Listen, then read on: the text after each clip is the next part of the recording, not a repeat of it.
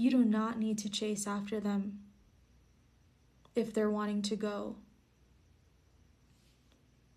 You let them do what they want to do so that you can see who they really are.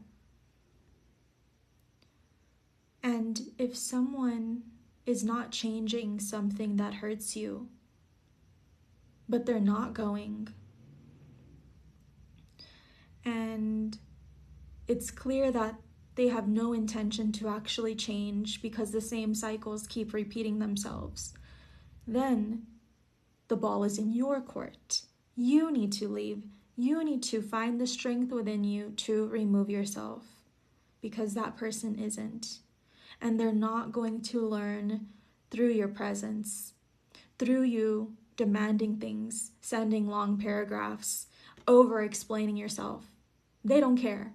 They've shown you time and time again that they do not care, or that they're not ready to be challenged in that way. All they see it as you trying to be controlling, and they don't want to be controlled. So if that's the case, take matters into your own hands and go. And let them feel the pain of your absence, because that's how they're going to learn, unfortunately. Okay?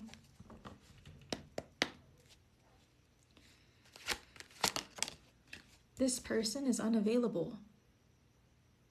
Whether it's them leaving or you leaving, you know that this person is unable to give you all that you deserve.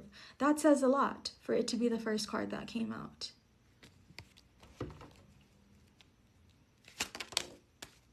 You have to ask yourself, does this situation, all of it, not just some parts, does this situation align with my true values and morals? Okay? And if it doesn't, why am I trying to abandon those values or those morals to keep this person in my life? Do you have a scarcity mindset?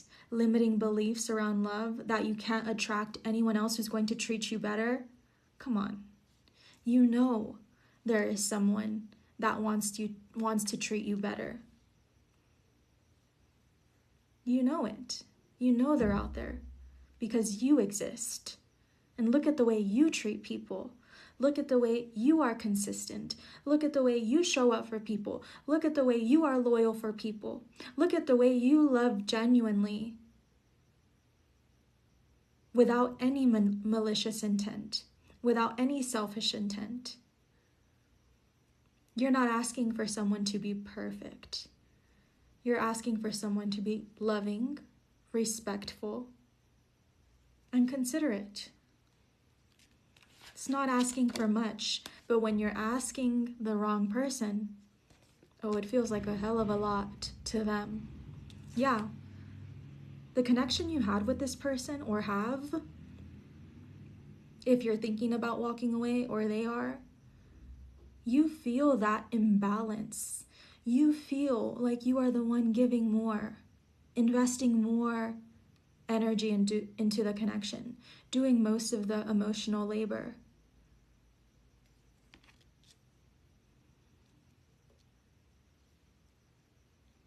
It's not an equally yoked connection. And the reason that the universe, God, is separating y'all in this way, or putting it in your heart that that's the best thing to do, is because y'all are spiritually misaligned at this moment in time. Energetically misaligned. Y'all are literally vibing differently, on a different frequency. Someone is ready for growth and evolution, soul growth, while the other is stuck in their old ways, or stuck pointing fingers, such as, you just want to control me.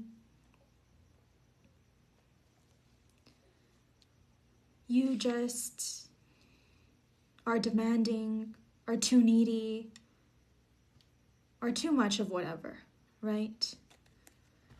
But these cards are screaming. They could not be any more clear. And at the bottom, looky, looky, time apart. Some distance will help bring clarity. Thank you, guides, for the multiple confirmations for this beautiful and deserving collective that is trying to settle for less.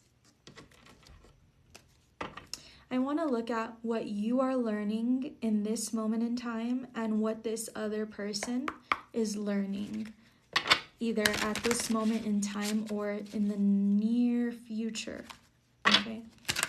Or within the next few months. Because let's be real, if y'all are energetically misaligned, y'all may not be learning the same things at the same time. Y'all may eventually reach the point of coming to the same realizations, but at different times, most likely. Until y'all are more equal, then maybe there's a potential for a healthy reconciliation or reconnection. But if not, if that imbalance is consistently there, you're going to feel that. Both of you are. So let's see, what are you learning through this connection at this time?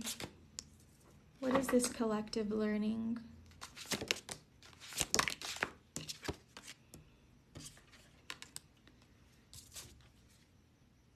Okay, the crop circles. This card speaks of messages of curiosity and of signs.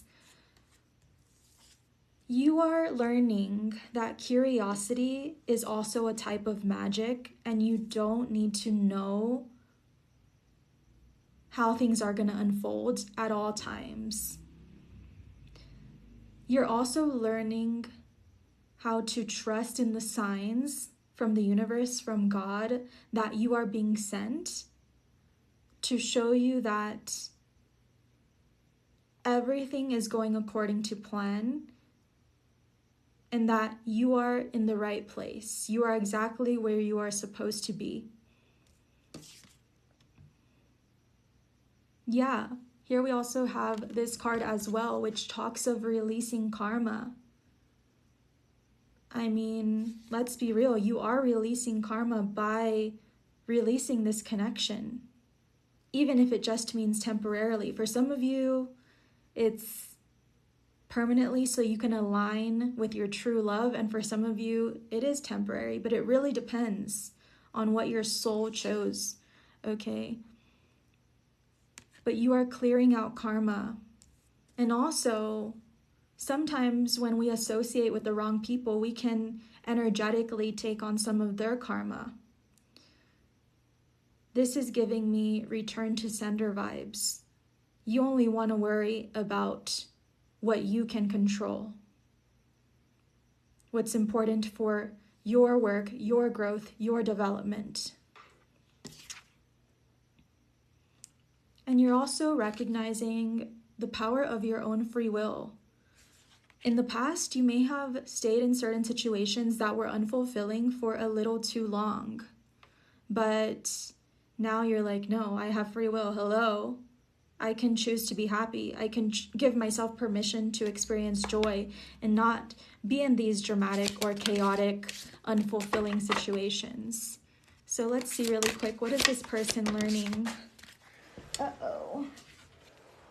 They're learning how to alchemize the pain. Okay, let them experience the heartbreak of missing you. They're learning to trust in what they can't see, have faith, and to allow themselves to feel. It takes strength to be soft.